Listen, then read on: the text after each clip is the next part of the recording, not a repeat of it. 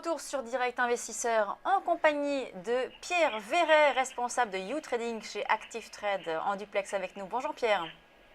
Bonjour Lucie, bonjour Fabrice. Alors ce matin, on va parler d'une paire dont on parle très rarement, je dois dire, d'une devise dont on parle très rarement, c'est l'euro face au dollar de Singapour. Alors pourquoi présenter cette paire ce matin ? Alors tout simplement parce que finalement, comme toujours finalement, c'est le marché qui décide. Aujourd'hui, je crois que c'est la première fois avec vous, TV Finance, que je vais traiter l'euro contre le dollar singapourien. Oui, c'est la première fois qu'on en parle aussi, nous. Ouais, voilà, effectivement. Bon, c'est l'occasion qui fait de la ronde parce Voilà. que ce matin, on a effectivement une belle opportunité qui est en train de se faire sur cette paire. Tout d'abord, voilà, concernant le contexte général, donc par rapport au graphique tel que je vous l'ai transmis en daily, on avait effectivement jusque-là un marché qui se traitait en dessous d'une ligne de tendance baissière de moyen terme depuis décembre 2014, faisant des hauts et des creux de plus en plus bas. La tendance était donc clairement baissière, telle qu'on pouvait le voir sur le graphique.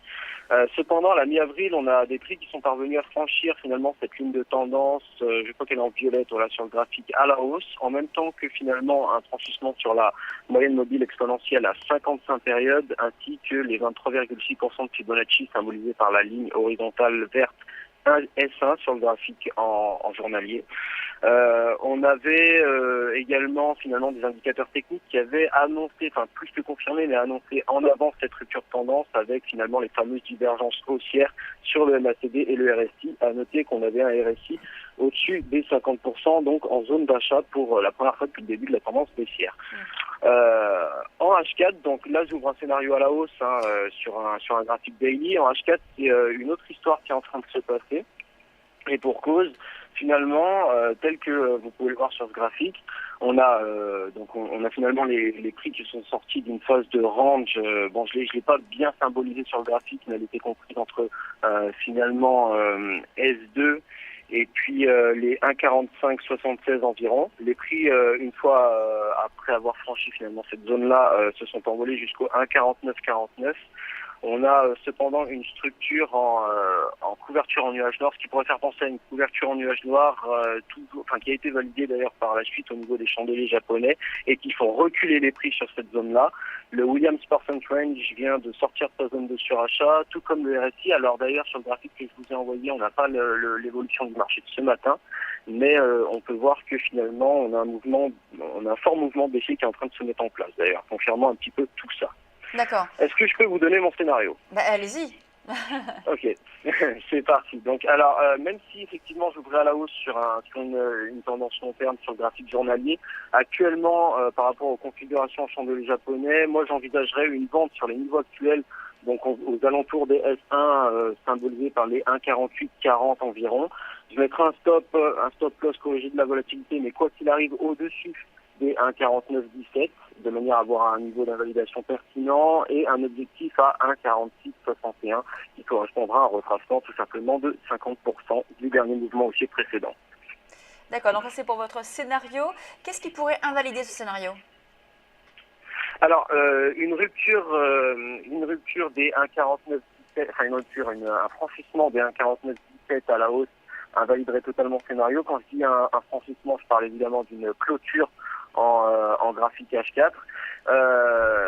C'est vrai que là, c'est clairement un scénario de correction qu'on va jouer. Donc moi, sur la tendance de fond, je reste clairement haussier. C'est pour ça qu'on a une double position qui peut être prise. Je viserai dans un premier temps la correction jusqu'à S2 à 1,4661 et dès l'amorce de divergence haussière sur ces zones-là et une amorce de rebond sur les configurations en chandeliers japonais, j'envisagerai clairement un achat sur repli pour profiter du reste de la tendance haussière de long terme. D'accord, donc on a bien compris votre scénario sur le dollar singapourien. Pierre, une question quand même sur la paire majeure, en tout cas celle qui est la plus traitée actuellement, l'euro-dollar évidemment, avec de forts mouvements la semaine dernière. Qu'est-ce que vous pensez, comment vous analysez ce mouvement? Est-ce que vous pensez que ça va se poursuivre dans le sens d'un regain Alors, sur l'euro ouais. face au dollar? Moi, j'y crois pas tellement. J'y crois pas tellement. Pourquoi? Parce que déjà, on a des fondamentaux qui vont clairement dans le sens opposé. On a finalement le programme de rachat d'actifs de Draghi que tout le monde connaît, plus fort qu'attendu, qui fait mécaniquement baisser l'euro. On a au contraire une économie américaine, je vous l'accorde, qui est un petit peu en dents de scie au niveau des statistiques macroéconomiques ces derniers temps, mais qui est clairement quand même tournée vers dans le sens de la reprise. Graphiquement parlant, même si effectivement on a amorcé un léger rebond, je pense pas qu'il y ait de véritables risques haussiers par la suite. Là actuellement on est à 1,1150 à peu près environ. J'envisage un retour sur la, enfin peut-être pas sur la parité tout de suite, mais pas très loin en tout cas. Vous ne tablez pas du tout, comme certains, sur un rebond jusqu'à 1,14, 1,15, même certains parfois nous parlent de cette paire-là, ce niveau-là? Non, et c'est vrai que je suis un petit peu d'accord avec vous. C'est vrai que j'ai l'impression de détonner, on va dire, par rapport à un consensus d'analystes qui est clairement orienté à la hausse, en tout cas à court terme sur l'euro-dollar.